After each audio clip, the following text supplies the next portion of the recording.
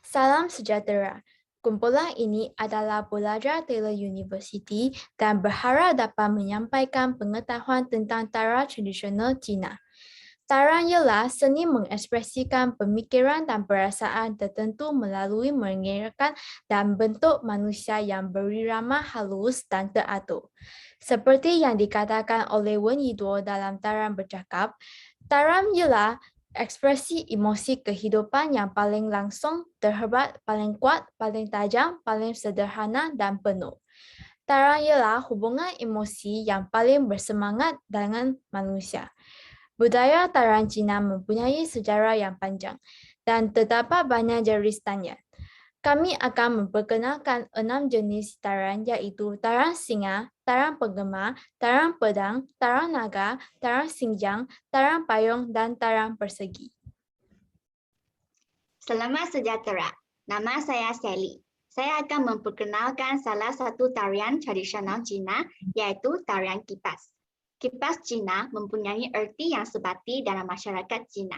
Ia berwarna terang dan sentiasa dijadikan sebagai alat keperluan pada masa yang lalu. Kostum persembahan ini termasuklah pakaian tradisional Cina seperti cheongsam dan sanfu.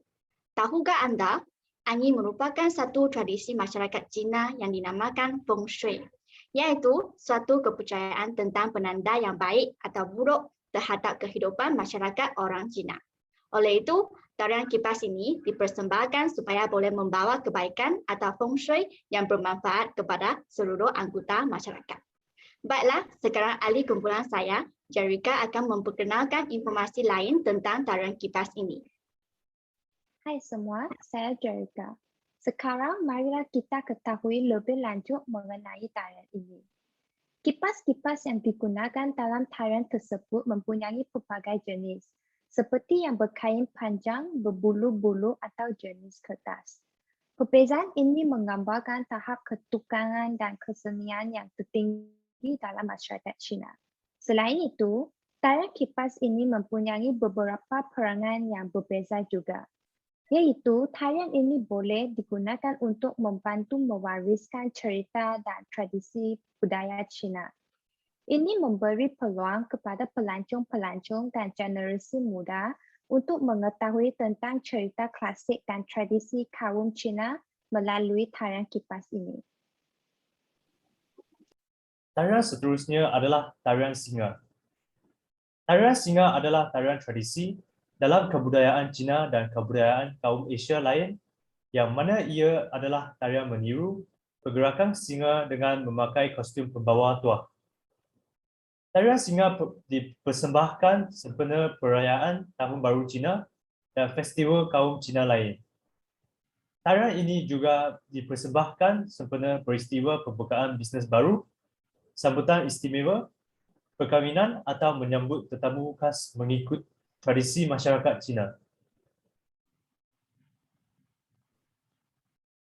Sebenarnya, tarian dengan melakonkan watak haiwan telah lama bertapak di China sejak zaman silam dengan catatan dari teks Shujing berusia 2000 tahun.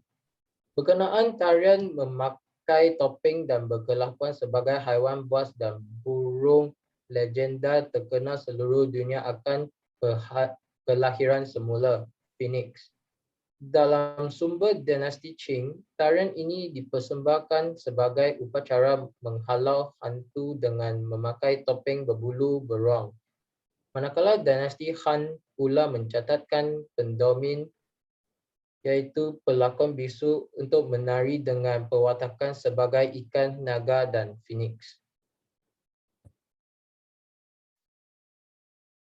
Ada dua jenis tarian singa yang utama, iaitu singa utara dan singa selatan.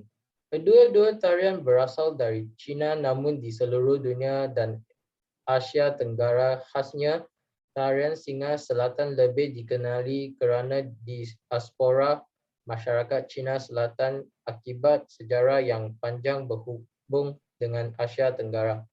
Selain kedua-dua jenis tarian ini, ada tarian versi lain ditemui di Jepun, Korea, Tibet, dan Vietnam. Tarian singa juga wujud dalam kebudayaan Melayu Indonesia khasnya Bali. Tetapi Tariannya agak berlainan dengan yang asal dan dinamakan sebagai Singa Barong. Tarian Xinjiang adalah penari yang terkenal dari seluruh China. Mereka berkumpul untuk saling berkongsi lagu dan tarian raya sambil menghayati kehidupan penduduk di selatan Xinjiang. Aktiviti interaktif Anjura bersama Persatuan Penari China dan Persatuan Penari Xinjiang itu melibatkan artis terkenal dari Beijing, Shanghai, dan Xinjiang. Setiap tamu berkunjung, warga etnis minoritas akan mempersembahkan tarian tradisional mereka sebagai simbol kekerabatan dan persahabatan. Bagi etnis Uyghur, seni tari bukan sahaja semata produk budaya, tapi juga simbol ekstinasi. Memegang erat tradisi menjadi cara mereka agar tidak lepas dari akar budaya. Kekayaan budaya itulah yang masih terus dilestarikan, seperti di Akademi Seni Urumqi yang masih mengajarkan tari-tarian tradisional Uyghur. Di Akademi Seni Urumqi terdapat 10 macam tarian Uyghur dengan ciri khasnya masing-masing.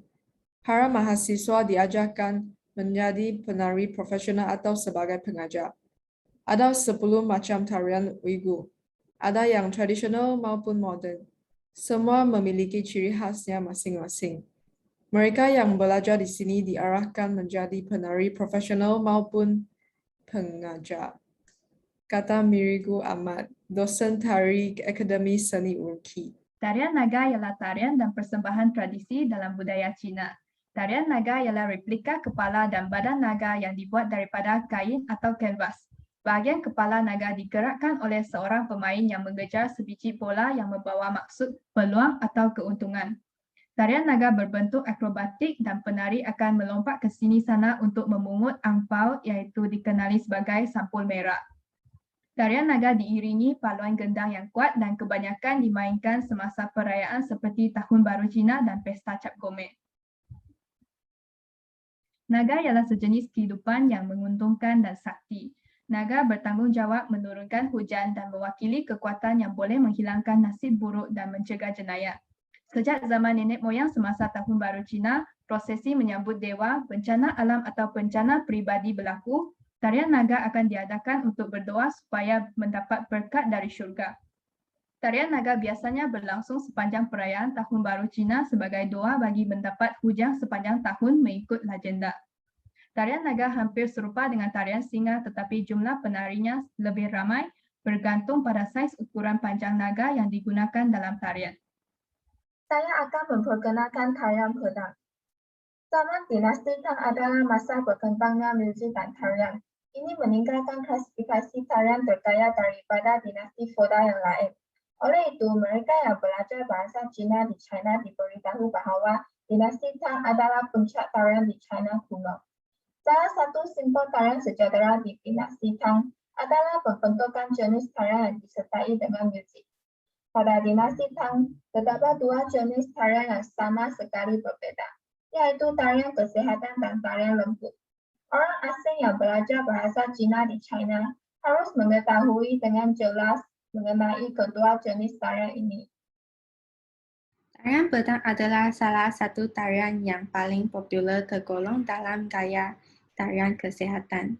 Ia dinamakan kerana para pelakon bertindak dengan memegang pedang. Sekiranya Anda pergi ke sekolah bahasa untuk belajar bahasa Mandarin di China, guru akan memberitahukan Anda bahawa bahasa itu secara perlahan dikembangkan dari seni mempertahankan diri di kalangan masyarakat. Seterusnya, tarian Payung Hua ialah tarian rakyat Cina. Menurut legenda, tarian Payung Hua bermula sejak dinasti Tang dan Song. Selepas ensemble lagu dan tarian pusat, tarian wilayah datang dan mengadaptasinya. Tarian Payung telah diubah menjadi tarian rakyat Cina klasik dengan meminjam ciri-ciri Belai. Henan Shangcheng dikenali sebagai kampung halaman nyanyian dan tarian.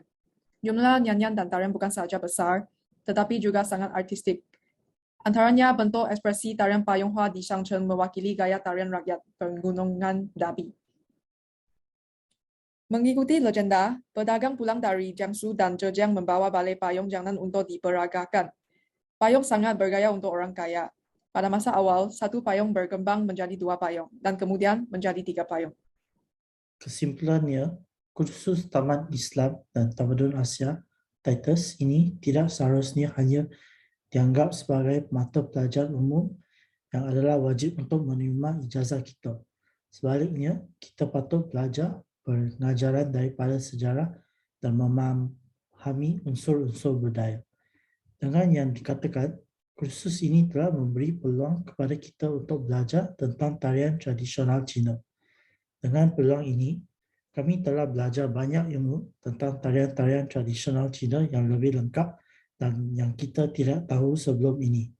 Di samping itu, kami berasa gembira kerana dapat memilih tajuk kami dan dapat membuat kajian tentang tradisi kaum sendiri. Akhirnya, kita harapkan tarian-tarian tradisional Cina ini akan diwarisi oleh generasi muda pada masa hadapan. Terima kasih. Ini adalah segala-galanya dari kumpulan kami. Terima kasih semua untuk menonton sehingga habis.